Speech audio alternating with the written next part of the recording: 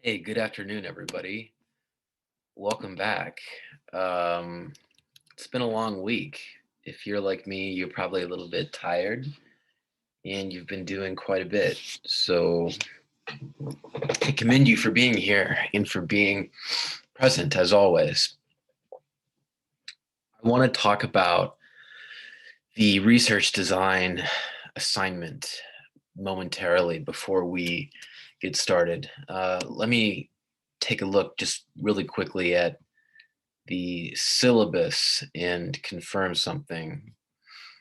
But for a moment, just take a peek at that prompt, and I'll be with you and tell you more about this.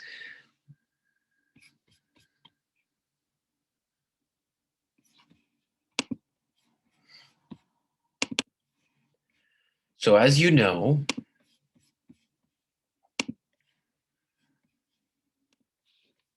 part of this class is a research design component. And this is basically just a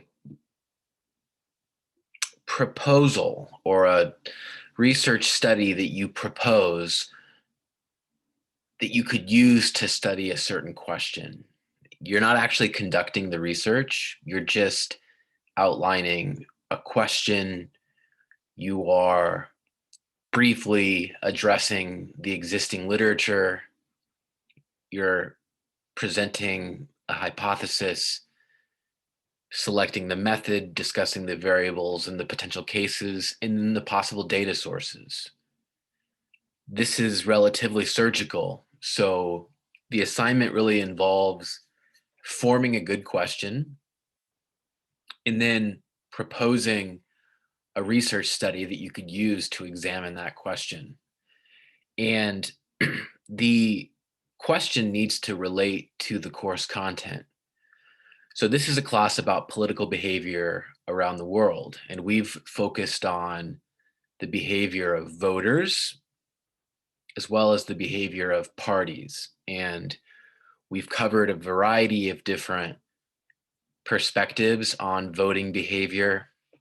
We've covered perspectives on information processing. We've talked about why people vote the way they do, why they vote at all, and why turnout varies. We've talked about why parties take certain linkage strategies.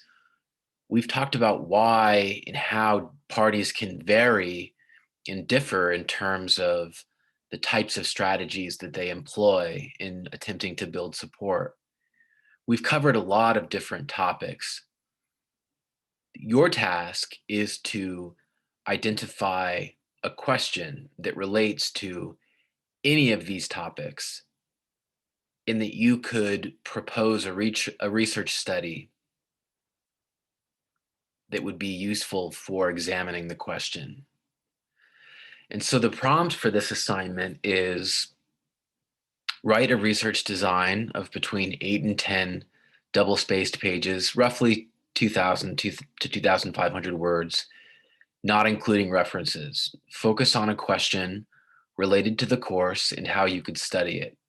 Include a research question, brief literature review, hypothesis, and discussion of the research method, variables, cases, and possible data sources. This is 30% of your grade. And I'm going to make it due May 7th because I did push back the response paper deadline. So it makes sense to push this back as well. And we've got a little bit more time before the semester winds down. So it makes sense to give you a little bit more space. And I want you to be able to read about these additional topics in the class so that you can consider potentially writing about those. Now, if you choose to cover a topic or a question that relates to what you wrote about for the response paper, that's okay. But you have to do entirely new work. You've got to elaborate something entirely new, and you've got to do new and different work on that topic. I'm very much okay with you going for depth and exploring something further. It's just important that you do new work. And of course, you'll have to submit the design and it'll check it against the earlier response paper anyway. So make sure that even if you do select a similar topic, that this is something that is new and that you do entirely new work on. Now, before I go forward and talk a little bit about the specific guidelines, I want to show you the syllabus really quickly and take a look at just what sorts of topics or general issue areas we've addressed, just as a recap. So remember that we covered economic voting. We talked about under what circumstances economic voting drives decision making of voters. When do voters use economic voting and when do they not? We talked about partisanship and party identification and how that shapes voting behavior. We talked about information and information processing. We talked about clientelism and clientelistic voting. We talked about vote capture and secret voting. We talked about the importance of secret ballots and how voting is influenced partly by whether it is done secretly or publicly. We talked about ethnicity and trait identification in voting. We talked about turnout in advanced democracies and especially institutional determinants of turnout. We talked about turnout in developing countries and found that there are some distinct features of turnout in developing countries and that there are a variety of differences, including that citizens have less electoral experience and that although socialization does matter, the span of the authoritarian regime can affect voting behavior in ways that aren't observable in advanced industrialized democracies that don't have a recent history of authoritarian rule. We've talked about theories of protest and contentious politics and social movements and what social movements accomplish that voting and political parties can't necessarily accomplish. We've talked about protests and riots and rebellion and how party fragmentation affects the protection that minorities enjoy against uprisings or, revolts or rebellions. We've talked about different types of political parties. And at this stage, we're talking about different types of party voter linkages. So these are a lot of different interesting topics for analysis. You could address anything remotely related to these issues. And as long as you address a question and you propose a research design or a research study that could be used to examine that question, you will begin to fulfill the most important criteria for this assignment. So, on that, let me continue to address the assignment itself and discuss the guidelines. So your research designs need to do really 5 things, and you can just think of these as boxes that you need to check off as you prepare the assignment. First, you need to form a research question that relates directly to the course content. It can be anything related to what I just discussed. All of those different topics that we've already covered, we've addressed specific research questions and a variety of different issues that relate to all of those different areas. Anything related to that is fair game. Second, you need to briefly review and critique the relevant literature. Now, that doesn't mean all of it. This isn't your dissertation. I think that introducing and critiquing and reviewing 2 or 3 articles is sufficient. And really, what you're doing is you're saying why those approaches do not work for your question. Why is it that they aren't adequate, that they don't help you to resolve your question or answer your question? Thirdly, you need to form some hypothesis that attempts to answer the research question. So what is it that you think explains or answers that question? What is the factor or the variable, the important factor or the important variable that does the work in your view, or as far as you can tell, or as far as you think the world is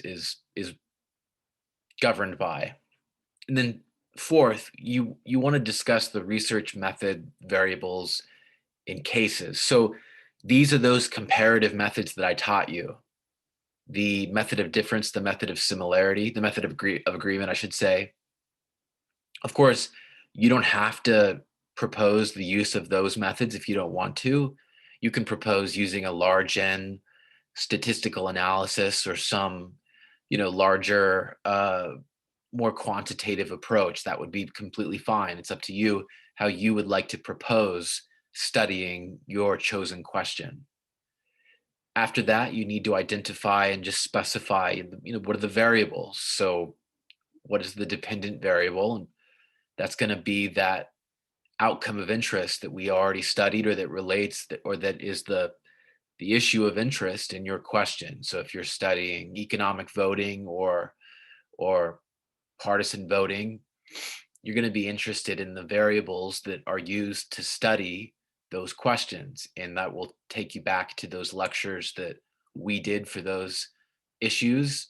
And you'll want to return to the readings that we did for those as well, because that will help you to clarify, think through those key variables. And then of course the cases, which will depend on what sort of method you choose to use.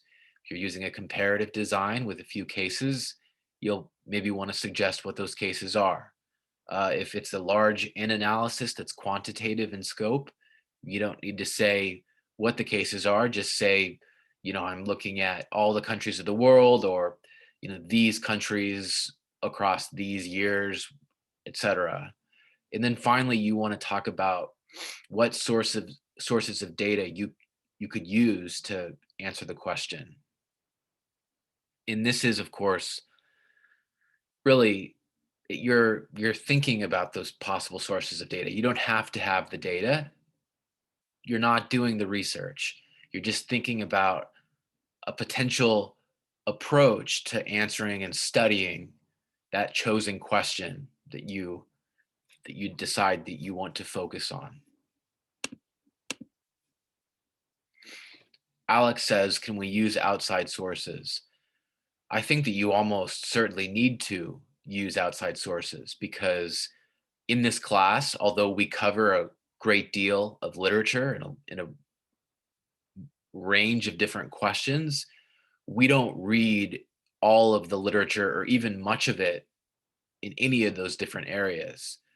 So inevitably, assuming you choose one of those areas or something related to it, you might want to begin with what we did, but that's going to be a very small part of what you ultimately consult in doing this. I think that you'll need to incorporate at least a few outside sources at bare minimum. This is a research design, and so you'll need to show that you've absorbed some of the knowledge and that you're thinking about the literature in at least some way, right?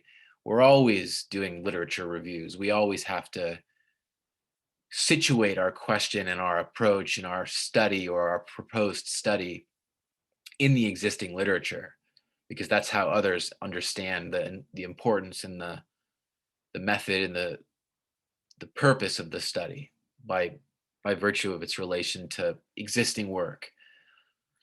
So I'm sure that there are probably some questions about this, and that many of you maybe have begun thinking about it already, but perhaps not. You do have some time. I want to stress to you that this isn't something that you can do the night before. In fact, you need to give yourself ample time to do this. But do you have any questions or any comments about this assignment?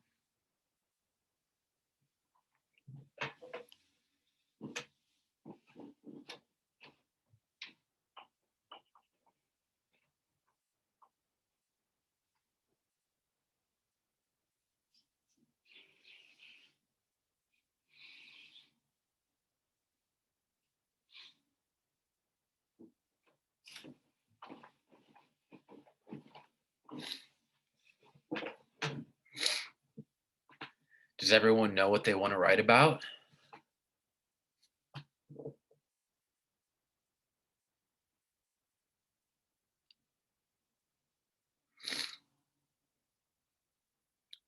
Jacqueline asks if you all can stop by my office hours if you want help or if you need to revise it. Of course, please. That's what they're for. I would love to see you. My policy is I'll read the first paragraph or I'll read the first sentence of each paragraph and then give you feedback on either of those. But I would be happy to work with you at any stage of the process. And so, especially if you're thinking about research questions or you're trying to figure out which direction to go, I would be very excited to help you. The crying face too. Totally. Totally.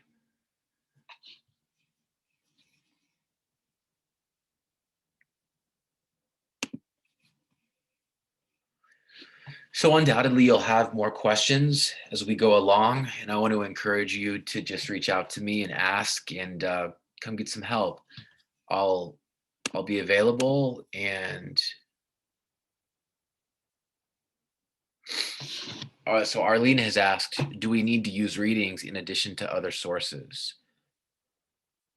Well, I think only if the readings serve you and serve your purpose. If it's part of the design in terms of the background literature you're consulting or what you're using in some way, sure, but you don't need to just for its sake. If you arrive at a question that's interesting to you through the assigned reading, maybe in that case it would be useful, but there's so much literature out there that you can learn a great deal by venturing off and reading some new material. And in this topic, especially political behavior, comparative political behavior, there's a lot of work out there, especially when it comes to experimental work, a lot of the interesting stuff that does happen at UC Merced, actually. So with that, what I'm going to do is leave this here and we can continue addressing our topic this week, which is linkage building and political support building, the ways that parties go about trying to build support and get voters and develop constituencies that can stand the test of time and help to reelect them and keep them in power and seal their political fate over the long term. And so far, we've discussed really two key types of linkage building. On the one hand, there's the clientelistic linkage building, where the party and or the politician are engaged in very instrumental, deliberative, calculated exchanges between themselves and voters. And really, this is a transaction because the patron, the party or the politician, is buying or purchasing the support of the client, the voter, or the citizen. These exchanges are clientelistic because they involve the purchase of a vote or support. These exchanges can be contingent, meaning the continuation of the clientelistic exchange depends on the voter supporting the politician or the party, or they can be non-contingent, where the continuation of the linkage depends on really, frankly, nothing. In this case, the party or the politician is hoping to elicit the support of the voter, but doesn't make the continuation of the exchange contingent upon that support. These are two different types of clientelistic linkage, and parties use them, and they use them in different circumstances, and they use them for different reasons. On the other hand, there is the charismatic linkage, and this has to do with those symbolic and more descriptive and expressive affective attachments, those really more sort of kind of descriptive and representative characteristics of appeals that have to do with party identification or trait identification, charismatic leadership or appeals to charisma or personal appeal. This is a very different kind of linkage because it is based on charisma and expressive symbolic appeal and significance. It doesn't have to do with material exchange or a transaction of any kind. It really has more to do with the allure of the expression and effective meaning and importance of the candidate in their relationship with the voter. And I told you on Wednesday that these strategies are very, very different and they can have very different implications if misused in certain circumstances. And in Mexico, clientelistic linkages are quite well established. In some parties, like the PRI, the Institutional Revolution Party, are especially synonymous with clientelistic exchanges. And the PRI uses a lot of contingent exchange where they engage in and enter into and create these exchange relationships where continued patronage is contingent upon the voting for and the support for the party. And so they monitor the behavior of voters and they have a variety of ways. They've got facilities and infrastructure that they use to enforce and monitor the behavior. Same in Argentina, where a lot of it is contingent exchange, and especially under the Peronist Party, which is a party with close ties to unions and workers in urban social classes who often are also monitored and enforced through relations of contingent exchange. But those aren't all of the clientelistic exchanges. There are also the non-contingent kind where the exchange doesn't depend on the continuation of a vote or support for the party or the politician. Now there's a third kind that we haven't actually addressed yet. And in some ways, it's the most important kind because it's the kind that has the greatest potential to create durable, long lasting political relationships. And this is the kind that has to do with policy appeals and policy and programmatic visions that parties or politicians outline in pursuit of obtaining the support of new voters. And it all revolves around the agenda of the party, but more importantly, the way that the party or the politician responds to the needs or the circumstances of the voters whom they're trying to get the support of. And so there are different kinds of programmatic linkage, but they all have in common this focus on policy appeals. So a strong one, a strong programmatic linkage, or a relationship between party and voter that is quite robust and that is programmatic in character, is going to have to do with responding to the constituents' interests and needs. And it has to do with coordination around constituent needs and constituent interests. We call it a strong programmatic linkage because the policy appeals are tailored to the constituency. And so that's what makes it a strong programmatic linkage.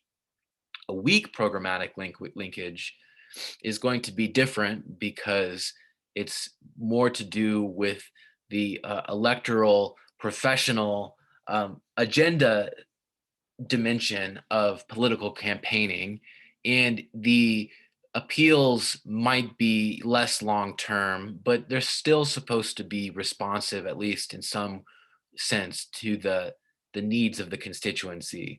The point is that the linkages in the relations can be strong or weak depending upon, well, their strength and in the relationship.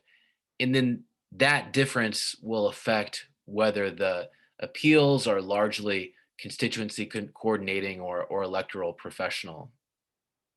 And we can go and take a look at the example of Ghana, in parties in Ghana, where the two best known parties, the NDC and the NDP, are really good examples of programmatic parties. They every 5 or 6 years release these manifestos where they outline a whole bunch of policy priorities that are tailored to the specific moment and circumstances, of course, but that are intended and designed to respond to the needs of Ghanaians. And it's a developing and changing society where a lot is happening, much like in Senegal. And so these parties, part of the reason that they've been quite strong is because their programmatic linkage building is robust, and they've developed strong programmatic linkages based on constituency coordinating responses. And you can see the difference between a constituency coordinating response and an electoral professional response when you consider that these parties release these manifestos on a regular basis. They do so every few years, and they change them accordingly. And when they govern according to the manifesto and the agenda that they outline. Now, an electoral professional policy appeal or linkage, a weaker linkage of that kind would show less uniformity between the campaign appeal and the actual governing in responsiveness and power of the party to the needs of voters.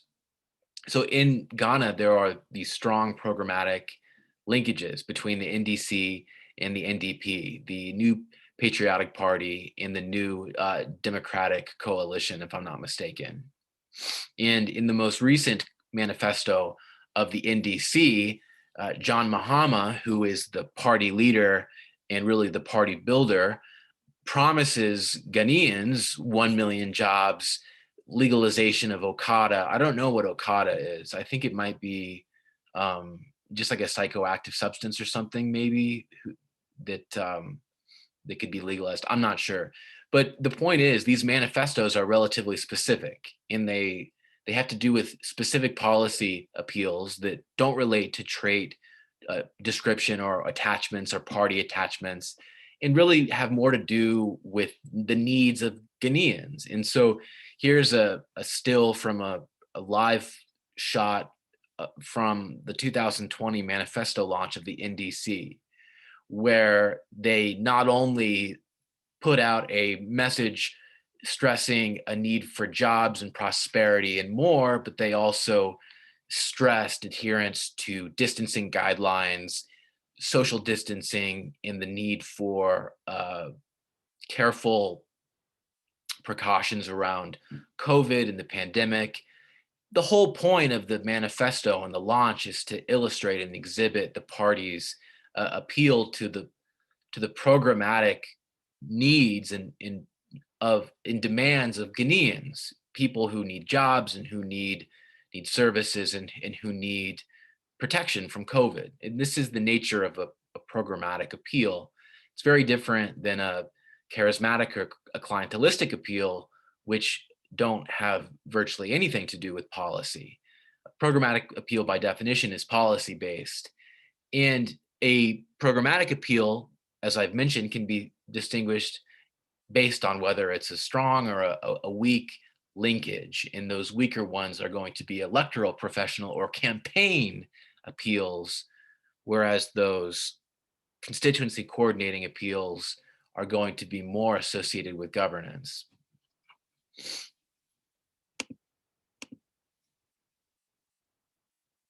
Oh, I didn't know that, Edna. Thank you. I had no idea. Edna says that Okada is a form of transportation, like a taxi. Silly me. I assumed it was like a psychoactive. I guess whenever I think about like legalization, I assume that it might be something that people are trying to consume. But I think in my defense, in a lot of countries, legalization of many substances is on the table, and for good reason. But that's a separate discussion. Thank you, Edna. I had no idea. I had no idea. Although on the issue, it's interesting.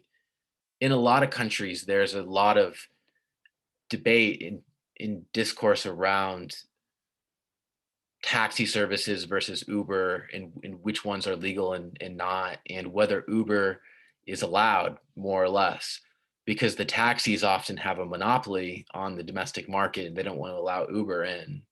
And so the taxis sometimes are very well organized and they'll prevent the legalization of Uber, or allow or not allow Uber to enter the market. Anyway, it's an interesting discussion, something to think about maybe. But this is a programmatic party. They're focused on programmatic policy oriented concerns, things that have to do with an agenda for the country and for voters. And this means that they are going to appeal to you in a fundamentally different way than a clientelistic or a charismatic politician or party, whom will be focused on material exchange or basic descriptive or partisan or trait based appeals. A programmatic or policy oriented vision has the advantage of potentially creating lasting support if it translates into investments and policies that really would make people better off. So, for example, the NDC would benefit a great deal from public investments in services that would both deliver services to people better and would create jobs that people could fill. That would be an excellent delivery in an excellent uh, way of governing, in a way to build stronger support for the NDC. But I actually want to begin to incorporate you and engage you on this topic of linkage building and the strategies that parties and politicians use in pursuit of more votes. And so what we're going to do is we're going to do a series of simulations or scenarios where I give you pieces of information and you use the different concepts that we've developed. You use your understanding of them to describe a potential strategy that would fulfill that criteria and fulfill that concept. And so in each of these situations, you'll notice that the circumstance is similar, but that the chosen strategy differs. It's up to you to respond to the situation in a way that takes advantage of the situation on the ground and can help to build your support. And so this is the first scenario that I'm going to place you in. And it's a scenario where you're attempting to build clientelistic linkages. So the scenario is you are a president seeking re-election in a multi-party democracy. To win, you must broaden your voter coalition. You think you can do so in the country's Northwest. Voters there identify with your party, are of the same ethnic group, and need jobs, roads, schools, and services. Now, at this point, you've chosen to employ a clientelistic linkage strategy. This is sort of a traditional linkage strategy in your neck of the woods, and it has to do with, well, developing those clientelistic relationships with voters. But it's up to you to decide what kind of linkage strategy or clientelistic exchange to use to build that support. And so it's up to you at this point to describe your linkage strategy and to figure out, well, what will I use as a means of exchange, or what will my exchange entail and why? And so take a moment and think about this, and then tell me in the chat what you would do at this point.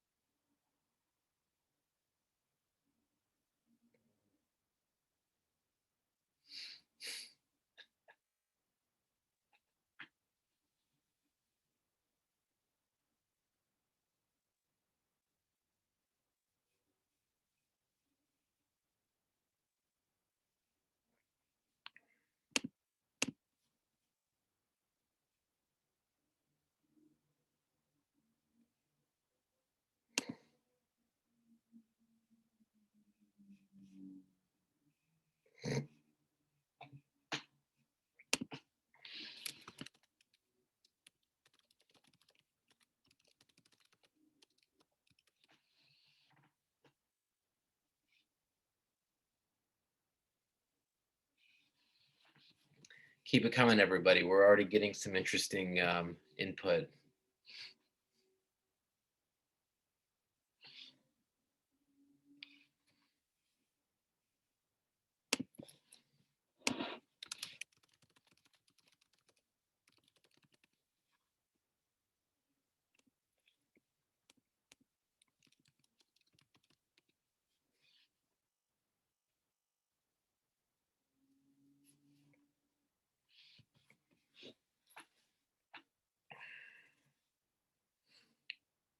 Some important things to consider: contingent or non-contingent, and why.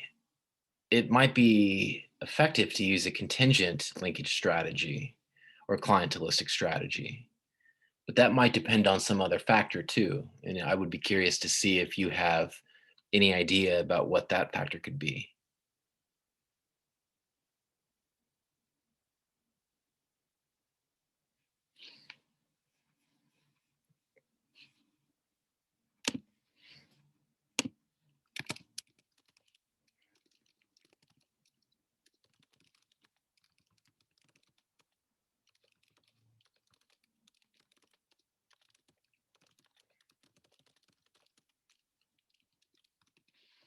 Something to keep in mind, everyone.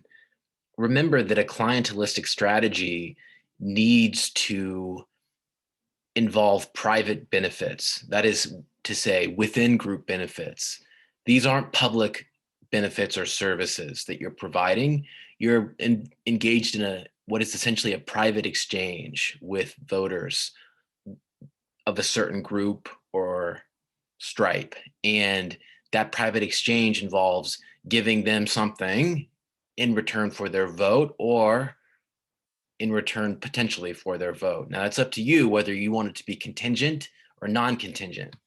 And whether you choose contingent might have to do with some other factor. For example, whether you have the capacity to monitor their voting behavior. But that's up to you. And I've already seen some interesting ideas about the consequences if they don't vote for you. Interesting to see what some of you would do if you got a hold of those absconders.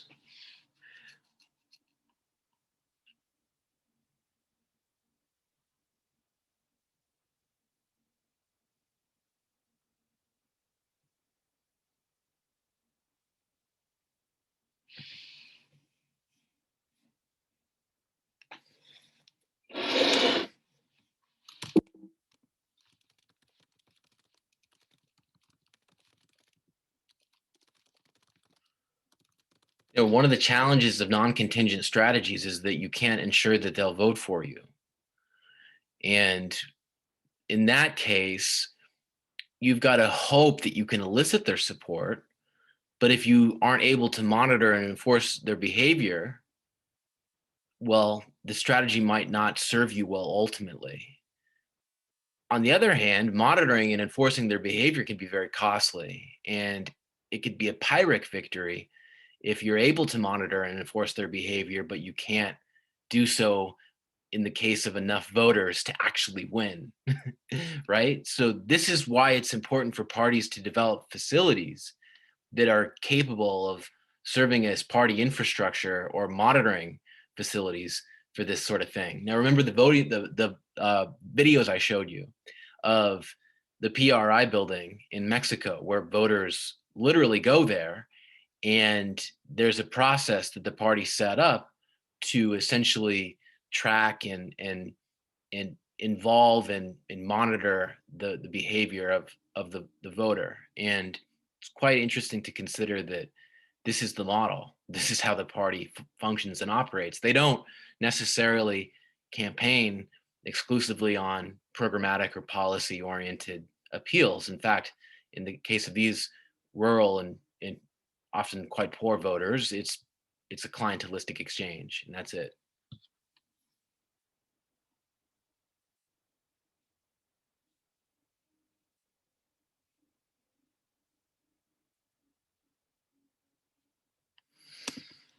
So Some really interesting ideas here.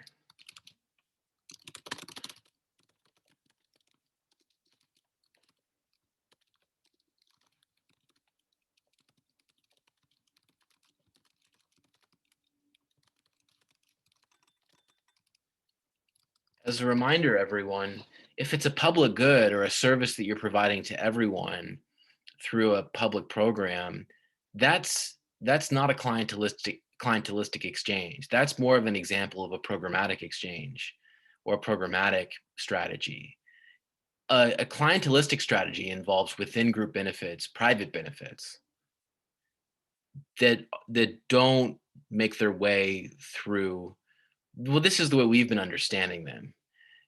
You might suggest that pork barrel politics is clientelistic politics, potentially, but we can also think of those clientelistic exchanges that involve the more direct exchange of money for vote or commodity goods for a vote.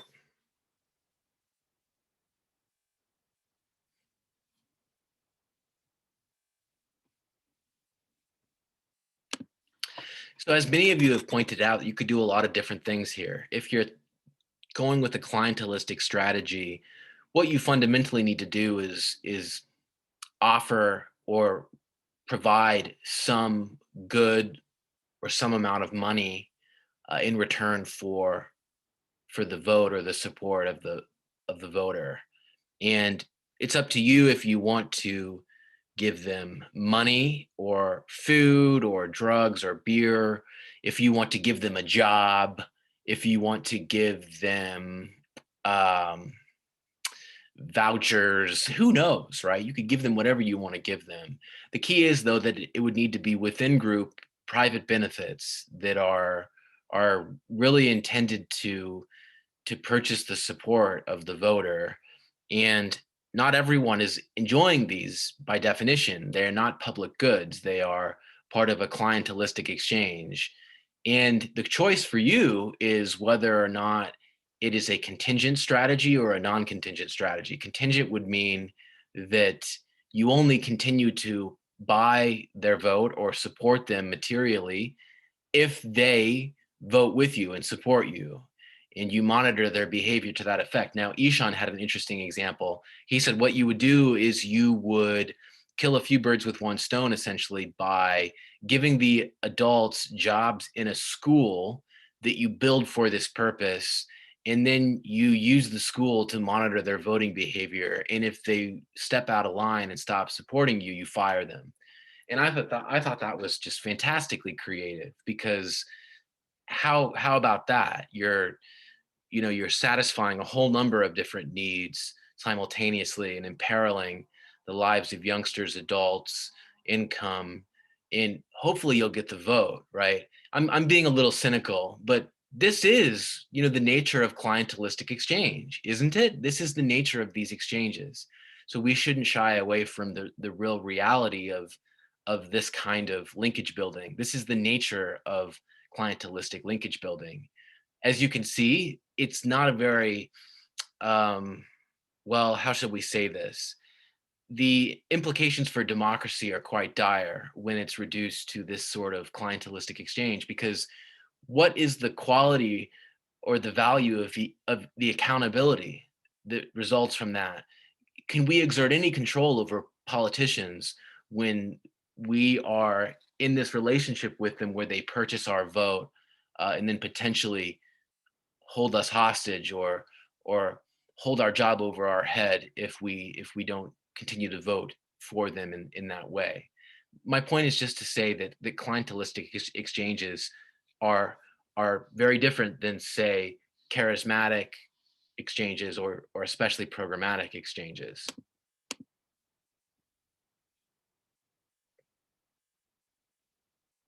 Alondra says it really depends on the voters you are targeting. We know from previous lectures that those in lower income communities are less likely to be educated on the policies, are more likely to just want the incentives of money, clothes, etc. As long as they, or need those, frankly, and as long as they keep getting them, they will vote for the party. Others may be more keen to hold you accountable, which means you will have to find ways to soothe them so that they can continue to support. I think when it comes to more education, it's contingent. Okay, interesting. Thank you, Alondra. So this is a clientelistic linkage strategy, but clearly you would pursue a very different course of action if you were using a charismatic linkage strategy. You might appeal to the fact that they are of the same ethnic group and the trait similarities that you have. You might appeal to the similarity in party, in the fact that they identify with your political party. You might also refer to or appeal to regional or cultural attributes or characteristics that seem to unite the voters and the politicians. In this way, you would be engaged in a charismatic linkage building strategy. You would be seeking to appeal to voters based on symbolic, descriptive characteristics of politics and things that really hold little substantive meaning, and frankly are mostly just rhetorical. That's the weakness of a charismatic strategy. It's vulnerable to change because when it comes down to brass tacks, there's not much in the way of material delivery or improvement on the part of the life of the voter. And so this is why in the case of Senegal, like I showed you, the charismatic strategy eventually led to the defeat at the polls of the incumbent party by a would-be authoritarian Macky Sall, who has presided over the decline in democracy and really the collapse of democratic institutions in that country.